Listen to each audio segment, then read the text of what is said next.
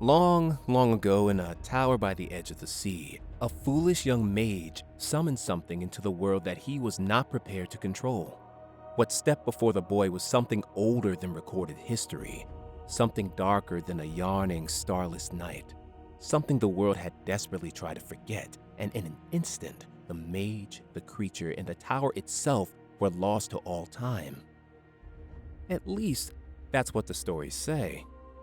In the Freljord, children frighten each other around the fire with tales of a monster that raises itself from untended graves in the ice, its body shambled of massive helmets, bucklers, fur, and wood. In Bilgewater, drunken sailor trades account of something standing alone on a tiny, distant atoll from which no one has ever returned. An old Targonian legend speaks of how a child of Twilight stole the only joy from a rigid, whispering horror, while veteran Noxian soldiers prefer the fable of a lonely farmhand who was blamed for a poor harvest and fed to the crows, later returning to the world as a demon. Demacia, Ishtal, Piltover, Ionia, Shurima.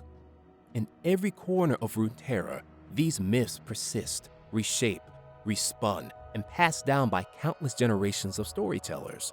Stories of things that look almost human and stock places thick with fear. But these are just simple fables to frighten children. No one would ever be afraid of a silly old monster called Fiddlesticks. Until now.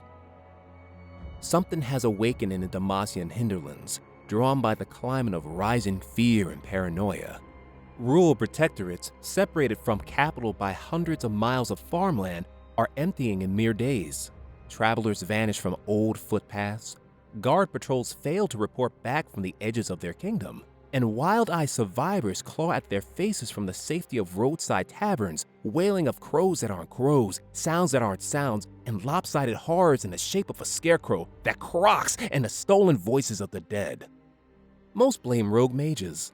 Such accusations are common in these days of rebellion. Yet the truth is far worse.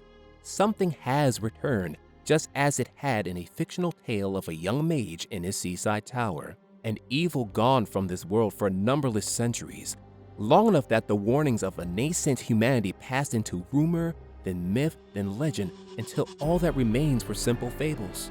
An entity so utterly alien that it defies almost all contemporary knowledge of magic, so impossibly ancient that it has always been, so universally feared that every animal grows nervous when someone speaks his name.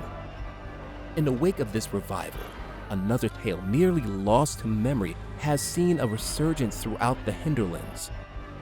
A legend of great evil that has no form, no thought, no understanding of the world it inhabits, instead building itself into a crude shape of those who fear it.